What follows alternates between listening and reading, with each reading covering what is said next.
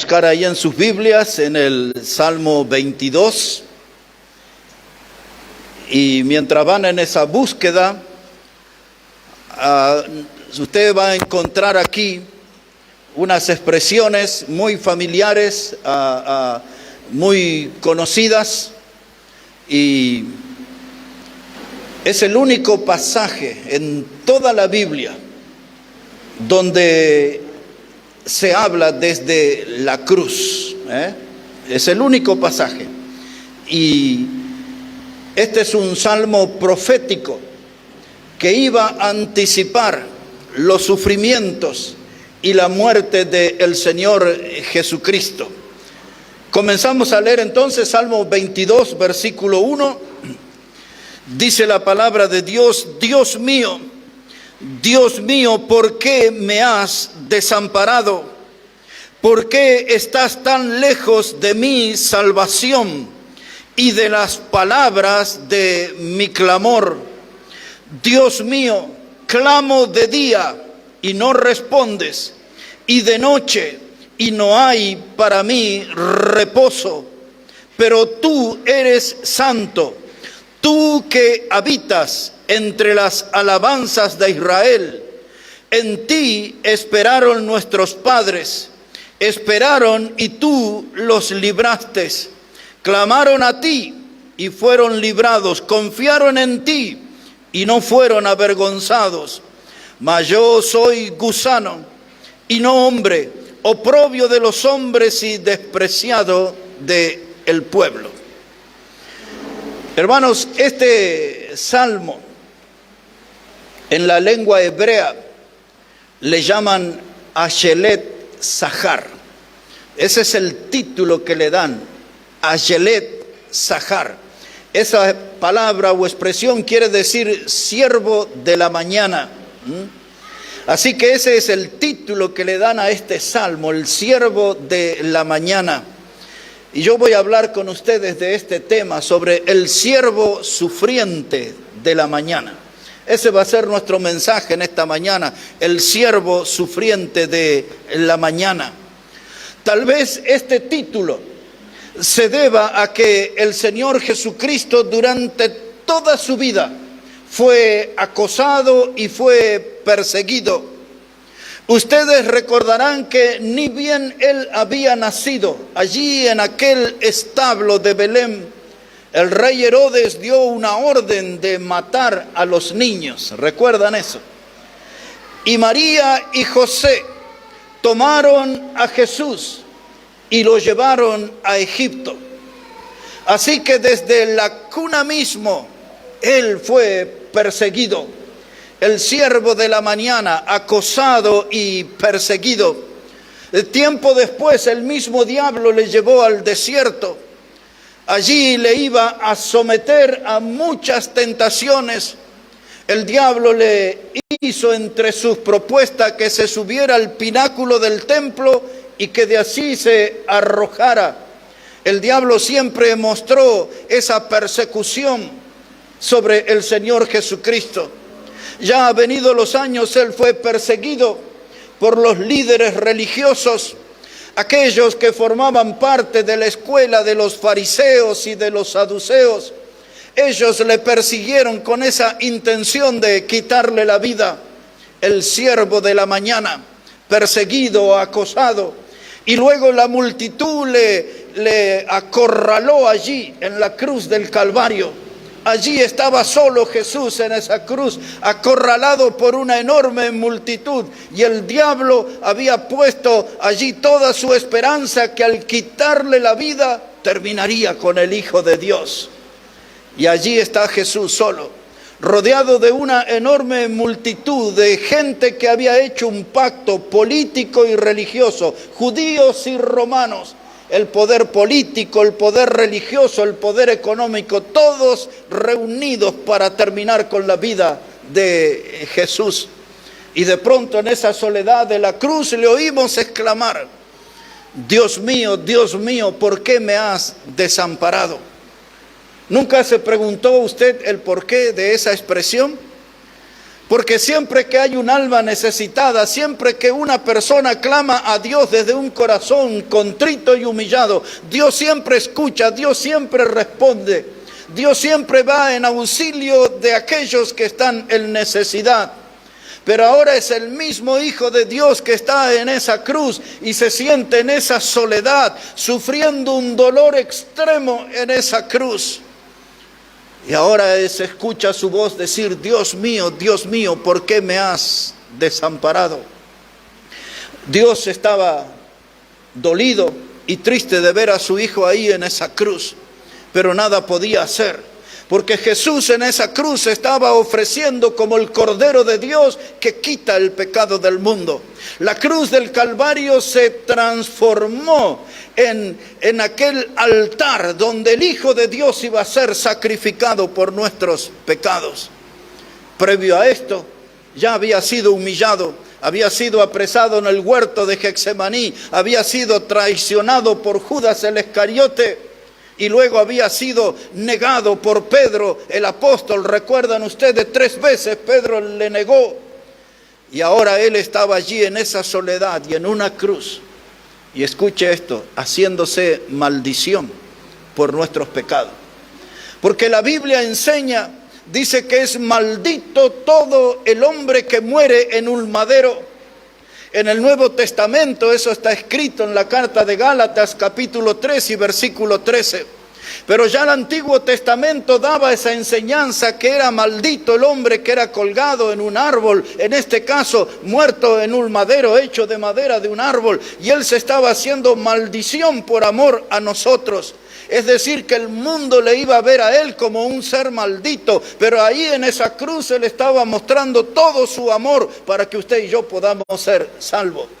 Solo en esa cruz, padeciendo no solo el dolor físico, sino ese dolor emocional de haberse sentido abandonado. La Escritura decía, y Jesús le dijo a los apóstoles: escrito está, heriré al pastor y se dispersarán las ovejas. Allí solito estaba, ya los apóstoles no estaban, solo Juan acompañaba a María allí frente a la cruz, y el Hijo de Dios muriendo por nuestro pecado en esa cruz. ¿Por qué Dios no vino en su ayuda? ¿Por qué habla el siervo sufriente aquí sobre el desamparo? Dice: ¿por qué me has desamparado?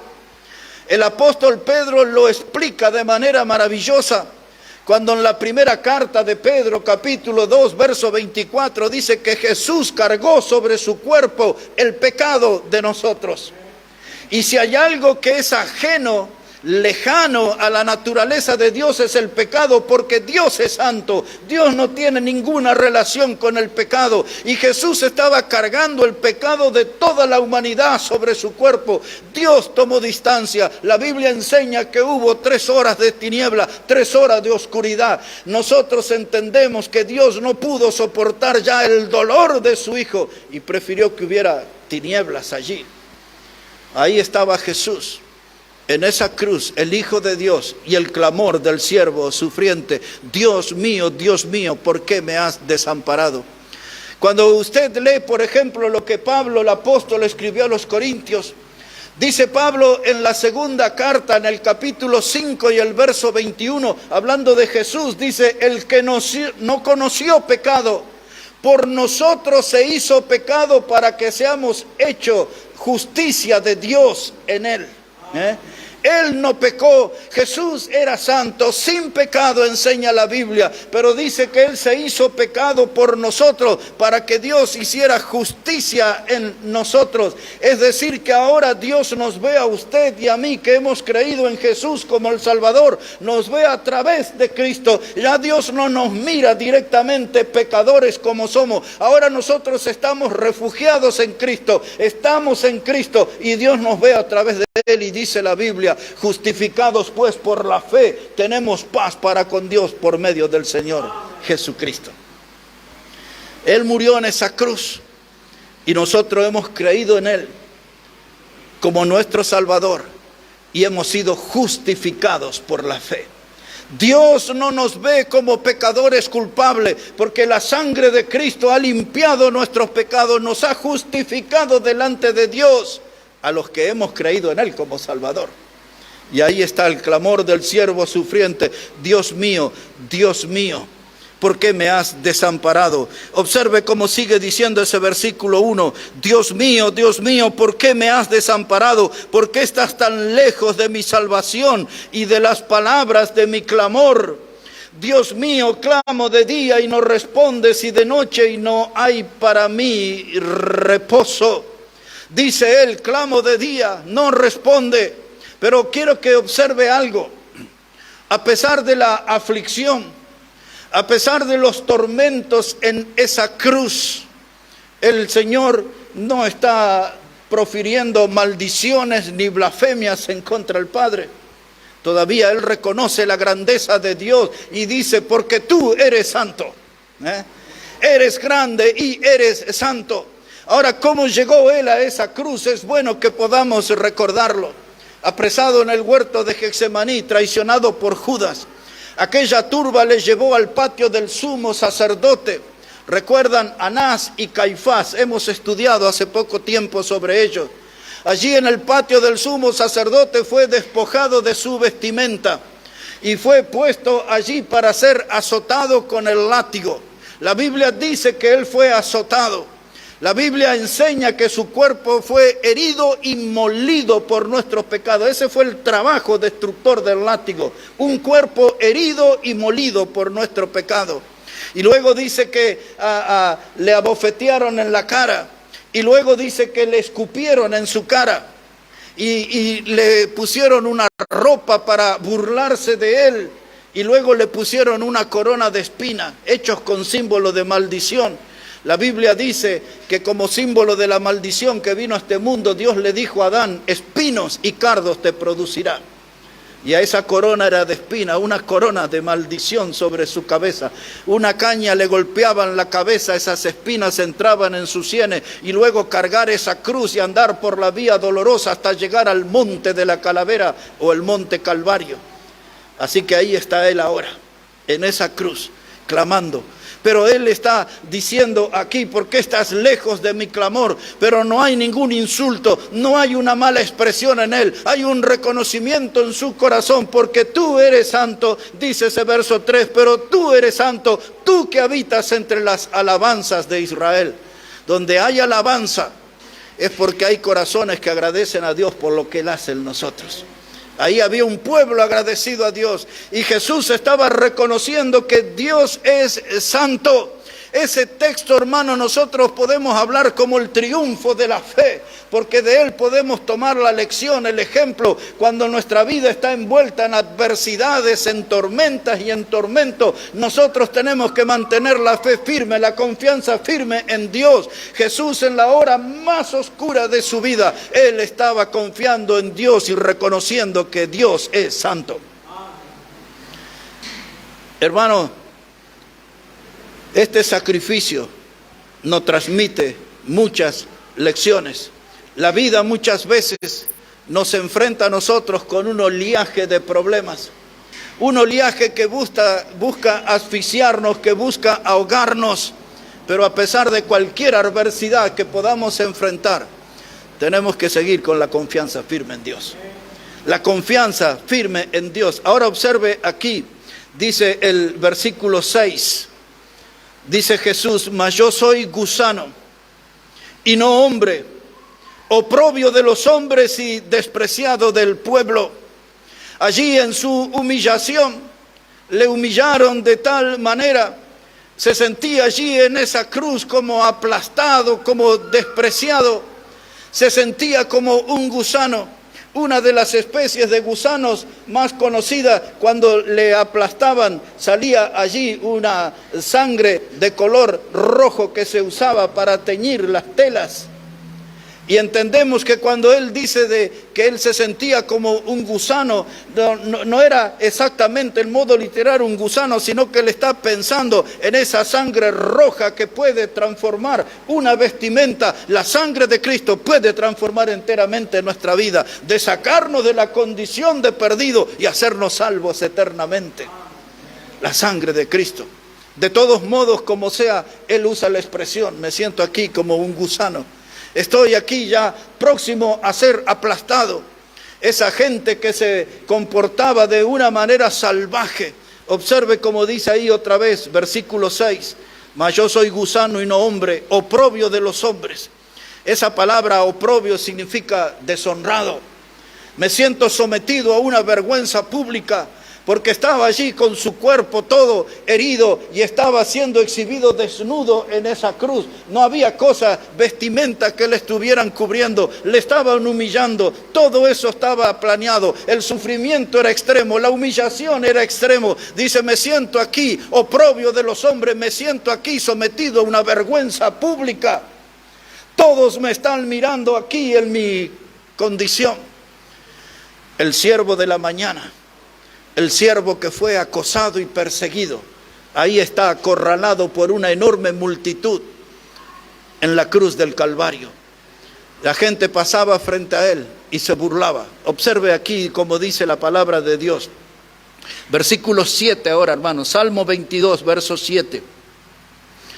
Dice la palabra, todos los que me ven me escarnecen, estiran la boca, menean la cabeza diciendo, se encomendó a Jehová, líbrele él, sálvele, puesto que en él se complacía. Dice el Señor aquí, dice, todos me ven y me escarnecen. La gente pasaban desde los niños hasta el más grande, mientras su sangre era derramada en esa cruz, se paraban frente a él. Nadie le extendía una mano, nadie tenía un sentimiento de pena hacia él. Todos tenían odio y un odio que era manifiesto y ya lo vamos a ver. Y dicen, y a modo de burla, dicen, me escarnecen, menean la cabeza así, estiran los labios, mostrando un desprecio por mí. Se burlan, dice el Señor. Y hermano, este texto también nos hace pensar a nosotros que muchas veces también nosotros somos escarnecidos. Muchas veces aparecen los burladores, la gente que trabaja con nosotros, los que estudian, la gente de nuestro vecindario, nuestra propia familia. Muchas veces se burlan de nuestra fe. Y a veces si no lo hacen de frente, lo hacen a nuestras espaldas. Se burlan de nuestra creencia, se burlan de que leemos la Biblia, se burlan de que venimos a la casa de Dios, se burlan de que cantamos alabanza al Señor. Muchas veces somos escarnecidos por nuestra fe en Cristo Jesús.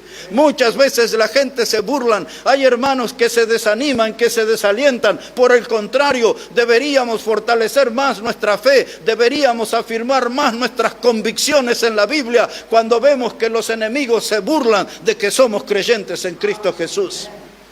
Dice aquí, se paran, menean la cabeza, estiran los labios, todos me escarnecen, dice la palabra de Dios. Y hay algo más aquí en esa burla. No era solamente movimientos de la cabeza y de los labios, había expresiones burlescas.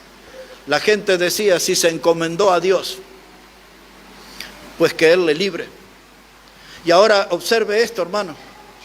Usted recordará cuando a él lo crucificaron, pusieron allí un homicida y un ladrón, uno de cada lado, y uno de ellos le decía, si tú eres el Hijo de Dios, desciende de esta cruz ahora mismo y sálvate a ti mismo y a nosotros.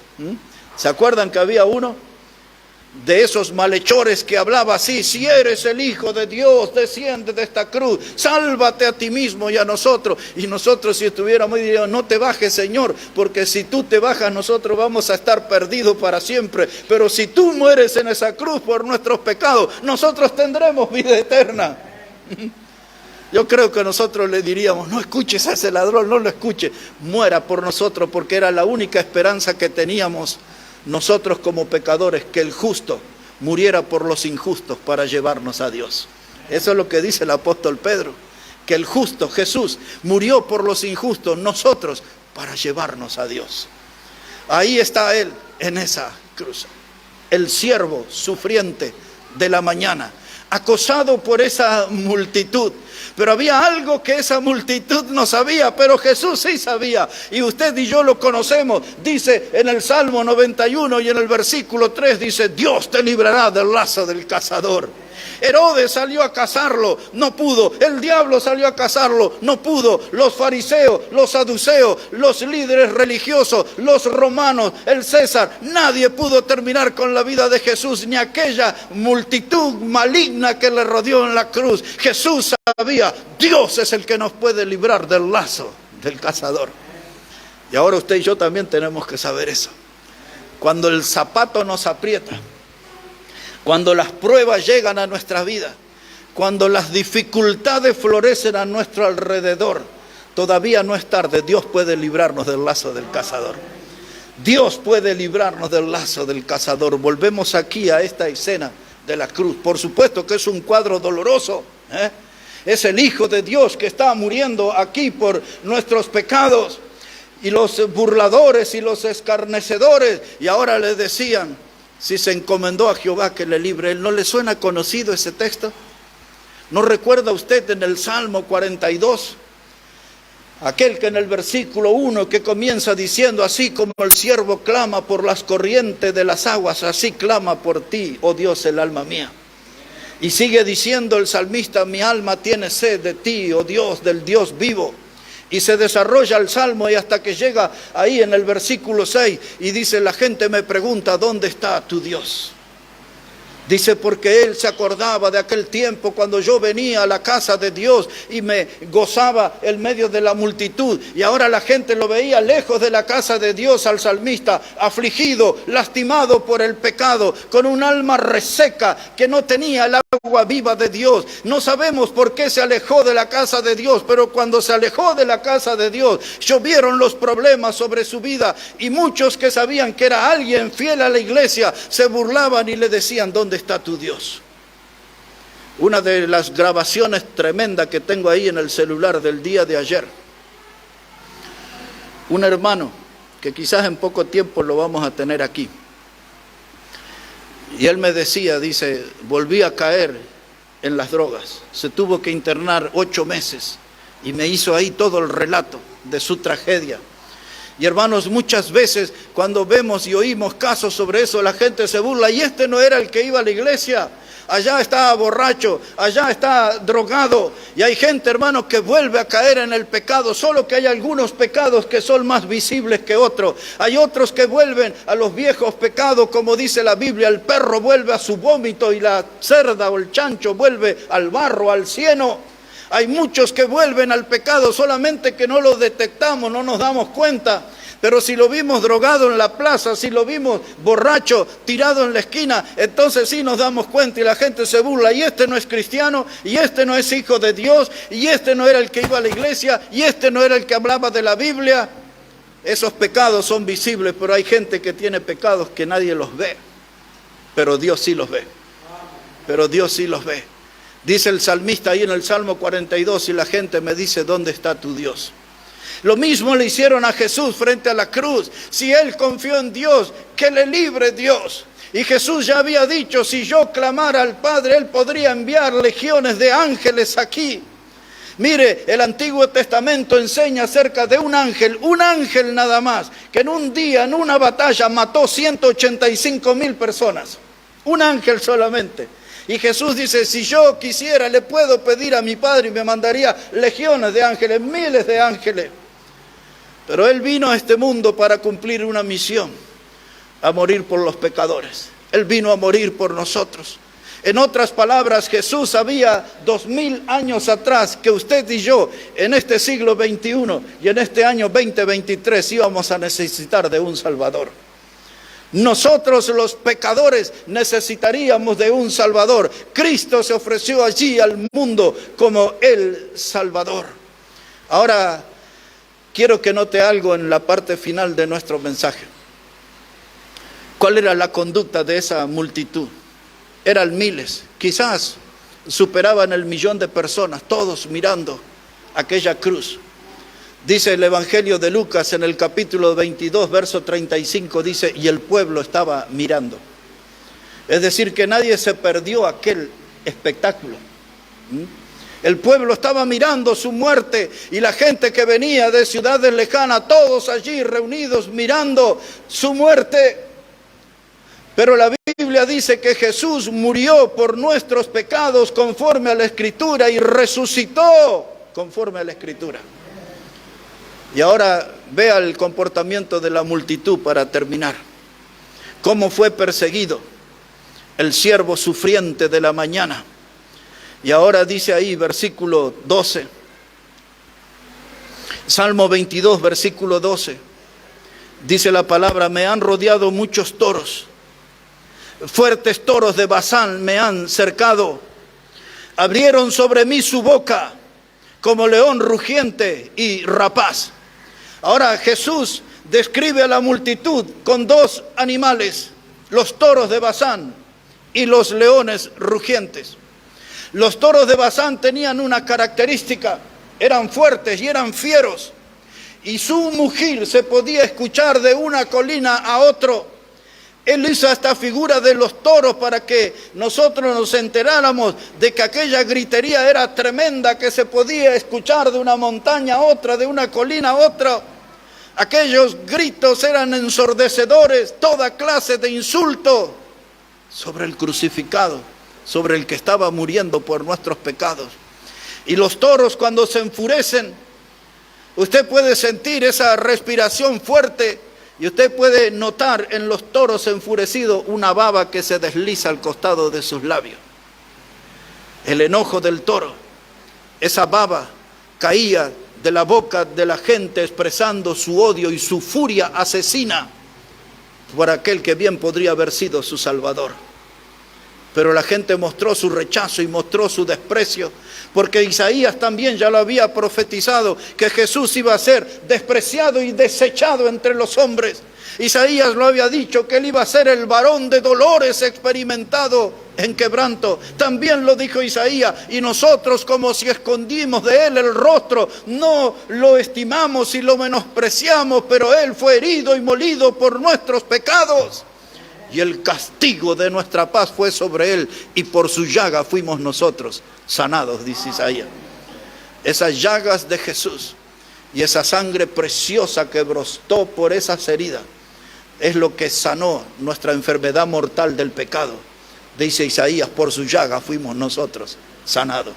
Lo hemos cantado en esta mañana, No hay otro manantial solo de Jesús, la sangre, precioso es el raudal que limpia todo mal. No hay otro manantial, solo de Jesús, la sangre. Esto cantamos esta mañana, eso cantamos en esta mañana. Precioso es el raudal. Eso era sangre preciosa lo que salía, esa sangre que tocó nuestra vida y limpió nuestro pecado y nos salvó eternamente. Ahí está el Hijo de Dios, y ahí está la multitud con su furia asesina, comportándose como violentos toros de Basán.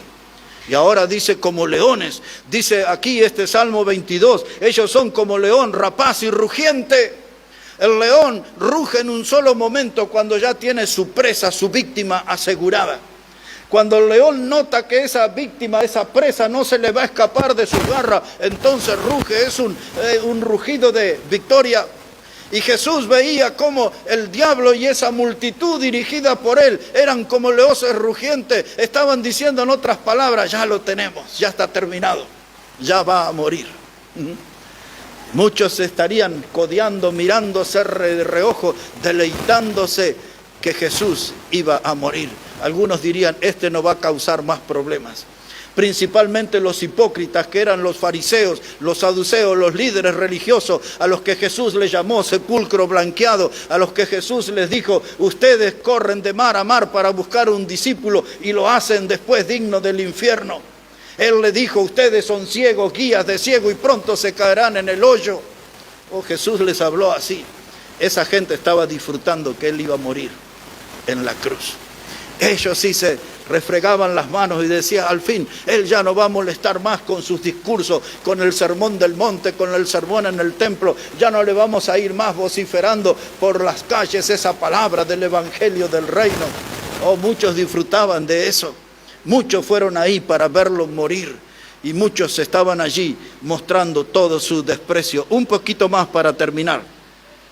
Dice el verso 14, dice Jesús: yo he sido derramados como aguas, Todos mis huesos se descoyuntaron. Mi corazón fue como cera derritiéndose en medio de mis entrañas. Como un tiesto se secó mi vigor y mi lengua se pegó a mi paladar. Y me has puesto en el polvo de la muerte, porque perros me han rodeado, me han cercado cuadrilla de malignos. Horadaron mis manos y mis pies, contar puedo todos mis huesos. Entre tantos ellos me miran y me observan. Repartieron entre sí mis vestidos y sobre mi ropa echaron suerte. Cada cosa que estoy leyendo, siglos después se cumplió en Cristo. Este es un salmo profético. Por siglos anticipó cómo iba a ser los sufrimientos y la muerte de Cristo en lugar de nosotros los pecadores. Toros, leones, y ahora aparece la palabra cuadrilla de perros, me rodearon. Los perros en la cultura judía, ya lo he enseñado esto alguna vez, es muy diferente a lo que es una mascota en nuestro hogar. El perro en nuestro hogar ahí come de nuestra comida, a veces se sienta en el sillón con nosotros, a veces se sube a nuestra cama, es un miembro más de la familia. Pero en la cultura judía no es así. El perro era considerado una bestia carroñera e inmunda y no le era permitido vivir dentro de la ciudad. Y los perros se movían en cuadrillas, en grupos, y donde veían un cadáver allí, iban y terminaban de despedazarlo y de consumirlo. Jesús ve esa multitud como esa clase de perro, dice cuadrilla de perro, mírelo, todos ellos con furia asesina, todos están esperando que yo entregue mi último aliento y se van a abalanzar contra mí para terminar su obra maligna, su obra de crueldad. Dice, cuadrilla de perros me han rodeado, pero dice Jesús, yo puedo contar todos mis huesos. Y usted recuerda siglos después cuando vinieron para quebrarles las piernas en la cruz. Los ladrones estaban vivos, pero Jesús ya había muerto. Y en su furia el soldado romano le puso la lanza y le abrió desde aquí abajo hasta el corazón. Esa es la herida en el costado por donde salieron las últimas gotas de sangre de nuestro Salvador. Y allí estaba, no pudieron quebrar sus huesos, porque la profecía lo decía, contar puedo todos mis huesos. A los otros le quebraron los huesos, a él no. Porque la palabra de Dios es perfecta, se cumple detalle por detalle. Y él dice aquí, y después vinieron y sacaron mis vestiduras y echaron suerte sobre mis vestiduras. Jugaron a los dados o alguna clase de juego parecido. Los soldados echaron suerte y se quedaron con las vestiduras. Y allí desnudo exhibieron al Hijo de Dios en esa cruz. Dice Lucas, y el pueblo estaba mirando. Yo le digo a usted, cuando recordamos la cruz y leemos la Biblia y cantamos nuestros himnos recordando el sacrificio en la cruz, ¿qué ve usted en esa cruz hoy? ¿Qué ve usted en esa cruz? ¿Lo ve a Jesús como el Salvador? ¿Verdaderamente es Jesús el Salvador de su vida? ¿Tiene usted la plena certeza que el Hijo de Dios, el Cordero de Dios que murió en esa cruz, es su Salvador en esta mañana? Porque si usted no lo conoce como el Salvador, usted puede verlo con ojos de esperanza. Y usted puede acercarse en esta mañana a Jesús con un corazón arrepentido de sus pecados y pedirle que Él venga a su vida, limpie su pecado y le dé una salvación eterna como promete la Biblia. Pues usted sabe que la Biblia dice que todos los que creyeron, dice, no se pierden, mas tienen vida eterna. Y usted puede tener ese regalo precioso, el regalo de la vida eterna. Usted puede acercarse a Jesús con esos ojos de esperanza, con una mirada de fe y ser salvo por Él. Ah, sí, eso es lo que necesita la persona que aún no ha creído en Jesús. Es su oportunidad al recordar en esta mañana que el Hijo de Dios murió por nuestros pecados. Y aquello que comenzó con un clamor del siervo sufriente, aquello que comenzó con la expresión, Dios mío, ¿por qué me has desamparado?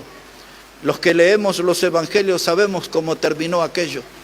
Lo que comenzó con Dios mío, terminó con aquel grito, consumado es. Consumado es.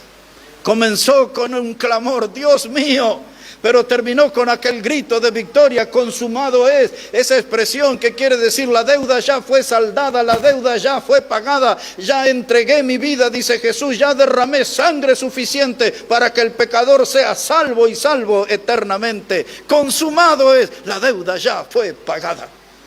El Hijo de Dios triunfante Todos aquellos que estaban alegres, que celebraron con comidas y con bebidas la muerte del Hijo de Dios. Aún el mismo diablo estaba pleno de alegría, pero al tercer día se le borró la sonrisa de los labios a Satanás y a todo aquello, porque la Biblia dice que Cristo se levantó triunfante de entre los muertos.